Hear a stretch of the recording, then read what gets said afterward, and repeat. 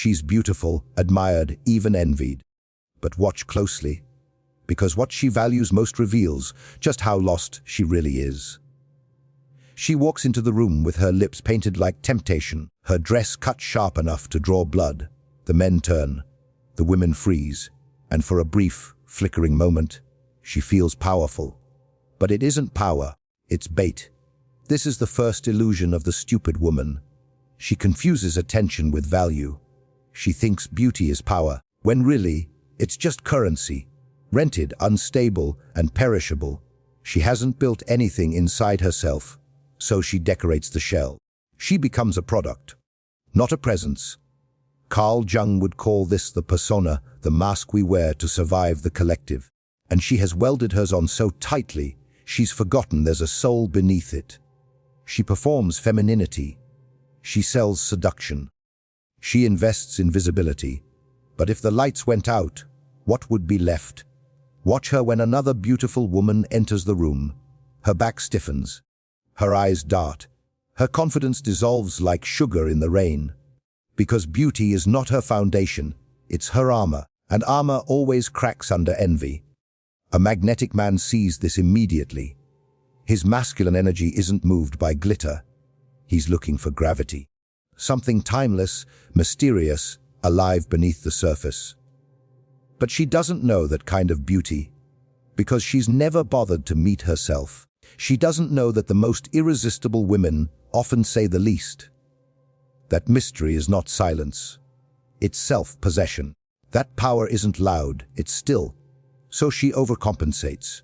She becomes emotional, dramatic, chaotic, mistaking noise for depth. She's addicted to adrenaline, not affection. She wants a high, not a connection. She calls it passion. But it's just inner instability being played out in real time. She doesn't understand that love without stillness is just addiction with pretty packaging. She cries and curses and clings, then mistakes the reconciliation for proof of love. But it's not love. It's trauma on repeat. This is not the anima integrated. This is the anima unleashed, raw, wounded, unrefined. Jung warned us about this. He said that the unrefined inner feminine is manipulative, stormy, and lost in feeling. And so she spins, not in orbit, but in obsession. The stupid woman romanticizes volatility. She believes loyalty means enduring abuse. She believes pain is proof that something matters. And worst of all, she believes that the chaos is coming from him, when really it's a mirror of her own disorder. But she doesn't stop there. Her deepest tragedy is not her need for drama. It's her betrayal of self. She says yes when she wants to say no. She shrinks to keep the peace. She laughs at jokes that insult her. She apologizes when she's the one bleeding, and she calls this kindness. But it's not kindness, it's self-erasure. The shadow is active here, the deep, buried part of her that fears being alone, unloved, or abandoned. And to avoid that fate, she becomes anything the room requires. A chameleon, a shape-shifter, a good girl, but never her full self. She doesn't know that the cost of being liked by everyone is being known by no one. Watch her in a group. She mirrors the strongest voice. She agrees with opinions she doesn't believe in. She wears values like costumes. Her morality is flexible. Her loyalty is borrowed. And all of it, every smile, every nod, is a form of psychological prostitution. Not because she wants to deceive, but because she has never developed the spine to be real. She thinks this makes her lovable, but the magnetic man sees it for what it is: fragility in disguise. A woman who cannot say no, who cannot draw the line, who cannot hold her truth, is not safe, not for herself, and not for any man of depth. And so she chases validation the way a starving child chases crumbs. Every compliment uplifts her. Every criticism shatters her. She has no center, no throne inside. Just 1,000 mirrors, and not one real reflection. She waits to be chosen. She waits to be told she's enough. She waits for someone, anyone, to assign her value. But value isn't assigned, it's declared. She doesn't know this, because no one ever taught her. They taught her to be good, to be pretty, to be sweet, to be small, but never to be sovereign. So she gives. She overgives, not from fullness, but from fear. She thinks if she gives enough, they'll finally see her, love her, stay. So she bleeds her time, her body, her soul. And when they don't return the depth, she says, "See, I was never enough." But she was never empty. She was just unclaimed. This is the Marty complex. The woman who gives to be loved instead of giving from love. The one who nurtures so she won't be abandoned. The one who says, "I'll carry everything," and ends up crushed under the weight of her own unmet needs. And what does she attract? Men who take. Men who expect. Men who devour. Not because all men are villains, but because she has not yet learned to protect her own sacred space. To a magnetic man, a man rooted in self-worth and king energy, this kind of woman is not a prize. She is a warning, because what she calls devotion is on just desperation wrapped in softness. The deepest sadness of the stupid woman is this: she doesn't trust her own power. So she imitates others, competes with other women, turns femininity into a battlefield. She sees another radiant woman and immediately feels threatened. Not inspired, threatened. Because she believes there's only room for one. Scarcity lives in her bones. She hasn't yet stepped into her queen energy, where collaboration replaces competition. She may smile at her sisters, but inside, she's at war. Every beautiful woman is a threat. Every confident woman is a rival. Every empowered woman is a reminder of what she's not. This is the adolescent archetype, the insecure maiden, not yet evolved. Still caught in comparison. Still afraid there won't be enough attention, affect status, or love to go around. She forgets the true thing, that a woman standing fully in her essence never has competition, because the feminine isn't duplicated. It's channeled. Each woman is an archetype, a frequency, a world, and worlds do not compete. But to reach this understanding requires inner work, shadow work, stillness, solitude, the stuff the stupid woman avoids because it requires effort, depth, accountability. She would rather scroll, swipe, shop, post, repeat, because that's easier than look in the mirror and asking the question that could free her or destroy her. Who am I when no one is watching? That question is the doorway, but few walk through it.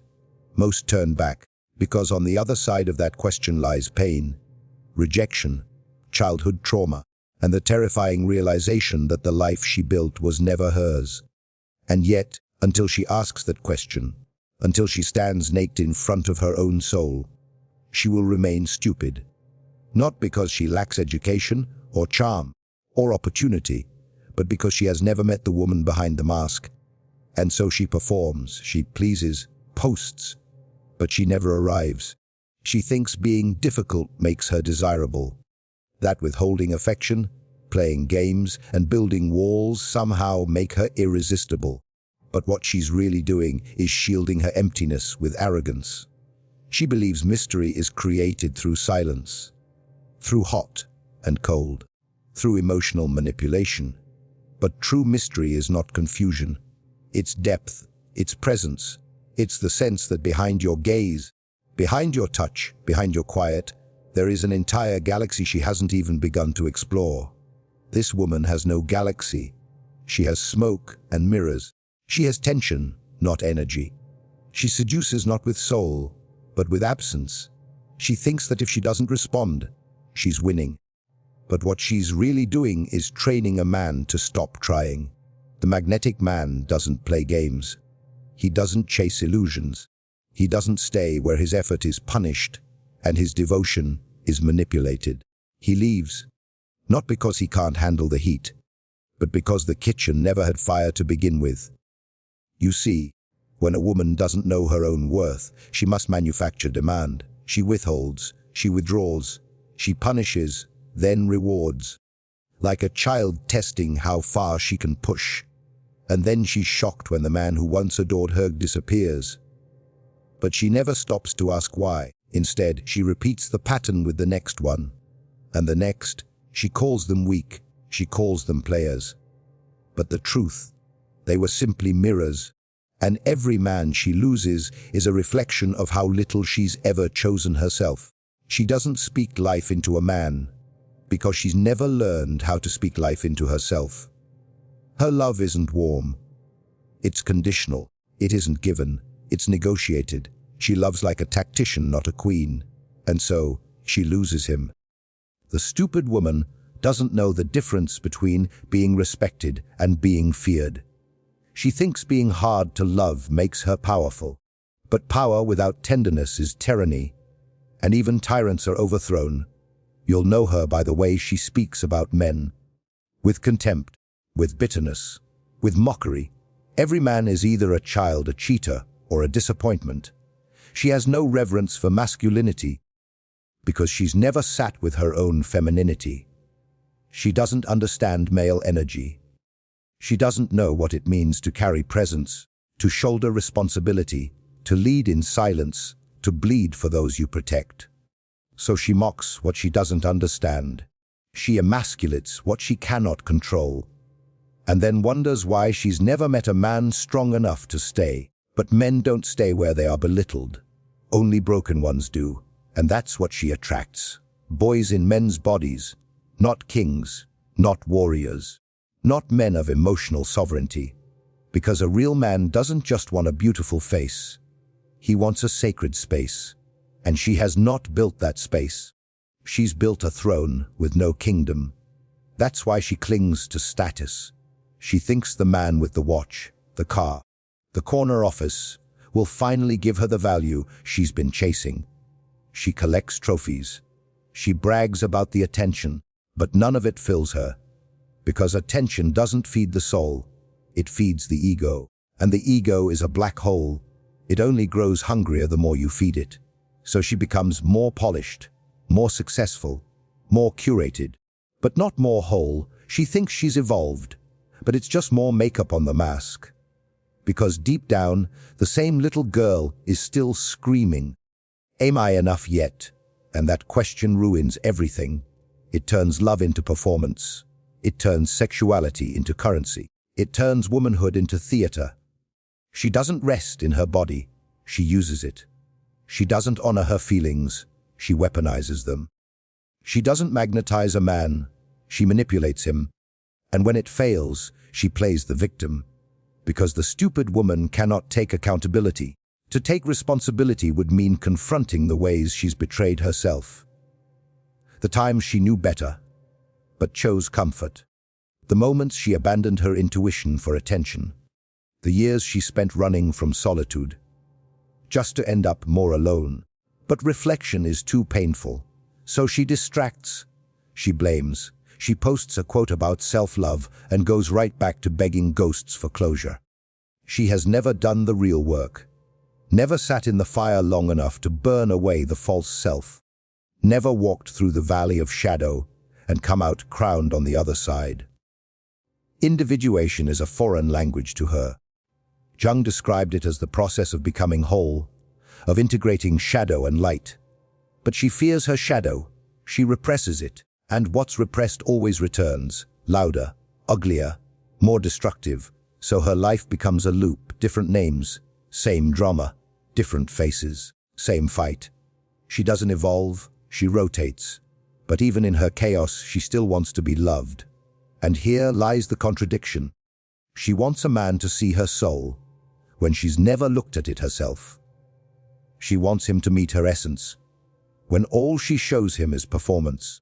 She wants devotion, without ever having devoted herself to anything but survival. But survival is not seduction. It's not safety. It's not sacred. The magnetic man wants a woman who has died and been reborn, who has met her fears in the mirror and kissed them with compassion, who has turned her pain into wisdom, not poison, who has seen herself fully and chosen to stay, because that woman cannot be manipulated. She cannot be broken. She cannot be bought. And to love her is to be changed. But the stupid woman fears that kind of power. It demands too much. It requires silent solitude study. It asks for the death of the false self, and she would rather stay loud, distracted, decorative, dramatized, because playing dumb is safer than awakening. But here's the secret: every stupid woman has a sleeping goddess inside her. Everyone, even the ones who manipulate, who cling, who betray, who perform. There's a queen buried beneath the noise, waiting, watching, whispering. She's not asking to be perfect. She's asking to be met. The difference between the stupid woman and the sovereign woman is not luck. It's not looks. It's not charm. It's choice. The choice to pause. The choice to look inward. The choice to stop blaming and start building. The choice to trade being desired for being divine. You will know when a woman has made this choice. Her presence speaks louder than her perfume. Her silence cuts deeper than her words. Her eyes say everything, because she has nothing to prove. She walks into the room, and the air changes.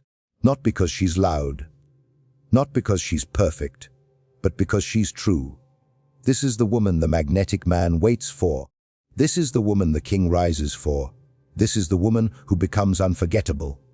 She believes submission is weakness, that to trust a man, to soften into his leadership, to follow his direction, is to lose herself.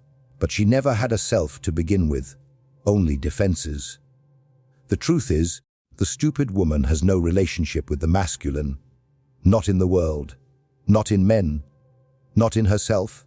She has confused control with strength, domination with safety, independence with wholeness. But true femininity is not independence, it's sovereignty. And sovereignty does not resist power. It partners with it. This woman resists everything. She resents his leadership. She mocks his authority. She sabotages every attempt at structure, stability, or sacrifice. She believes men are the enemy, then wonders why she always feels at war. The sovereign woman knows better. She recognizes that masculine energy, true, clean, conscious masculine energy, is not a threat to her power. It's the container that allows it to flourish. But the stupid woman doesn't want a container.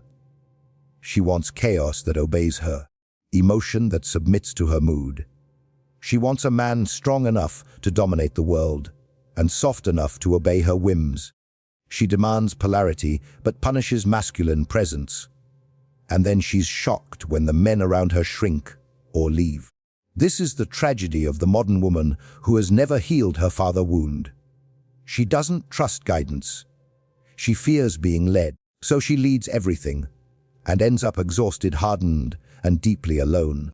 No man, not even the magnetic man, can pour into a woman who leaks power through resistance. She calls herself a queen, but she governs nothing. Not her mind, not her mood, not her mouth. Her power isn't embodied, it's performed. She posts mantras about boundaries, but crosses her own. She preaches about self-love, but confuses it with self-indulgence.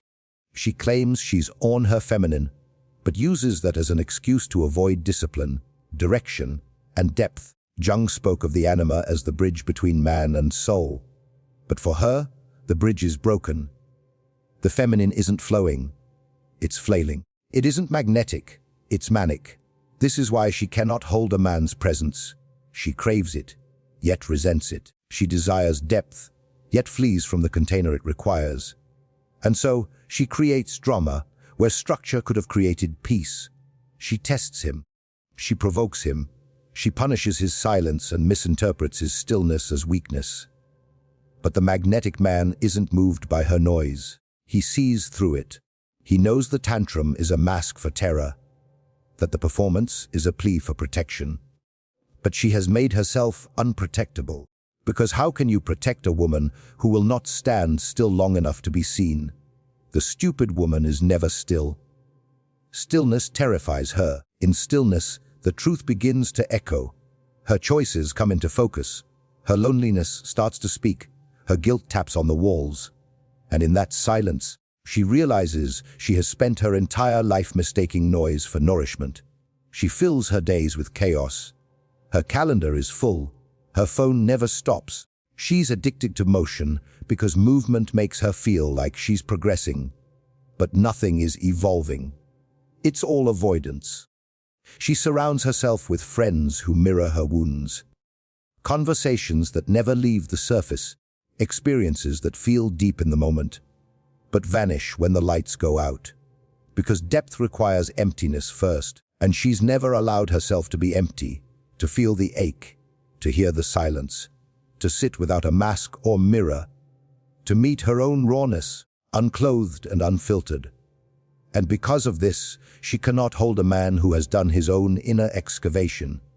He sees that her strength is an act, that her sensuality is ungrounded, that her identity is a college of survival strategies, not self-awareness. So he walks. Not because he doesn't care, but because she hasn't created a space where care can survive. She believes all men leave, but she's never stopped to ask why none of them ever stay. It's not her looks, it's not her body, it's not her status, it's the absence of soul. And the soul cannot fake itself. It's not edited, it's not filtered. It doesn't show up only when the lighting is perfect or the crowd is clapping. It shows up when she's alone, when no one's watching, when she decides that being real is more important than being right. But this woman never got that far, because she's always searching for the next validation, the next project, the next upgrade. She believes that value is outside of her, so she runs toward it, again and again, and in doing so, she runs away from herself. She doesn't know that the thing she's chasing is already inside her. She has never rooted herself in being, only in becoming, and that is the eternal torment of the unawakened feminine, forever becoming, never arriving. Even when a man chooses her, she cannot receive it, because part of her still believes she must earn it, prove it, perform for it. She turns love into labor, desire into duty, relationship into reward, and punishment economics. And in doing so, she kills the very thing she craves. The magnetic man doesn't want a puppet or a priestess. He doesn't want a doll or a dominatrix. He wants a woman with a throne inside her. A woman who has met all her parts, the holy, the hungry, the haunted, and claimed every one of them. He wants a woman who has cried in silence and come back wiser, who has lost herself and walked back through fire, who has danced alone and still chosen joy. He wants a woman who does not worship him, but worships herself, not the superficial self, not the Instagram self, the real self, the wounded child, the defiant teen, the sensual mother, the wise queen, the full spectrum of the feminine, integrated. But this is sacred work, and sacred work is slow, it's brutal, it's private. The stupid woman wants fast. She wants the crown without the crucifixion, the throne without the exile. She wants to be loved, without first loving what she finds in the mirror. And that's why her love never lasts, because anything built on performance eventually collapses under the weight of reality. And when it does, she blames him. She becomes bitter, hardened, closed. She adds another story to her list. Men can't handle strong women. Men are intimidated by me. Men don't want commitment. But the truth is, men don't want delusion. They want devotion, not to them, but to truth. And until she finds that devotion within, no man will ever find home inside her, because he cannot feel safe in a place that is always at war with itself.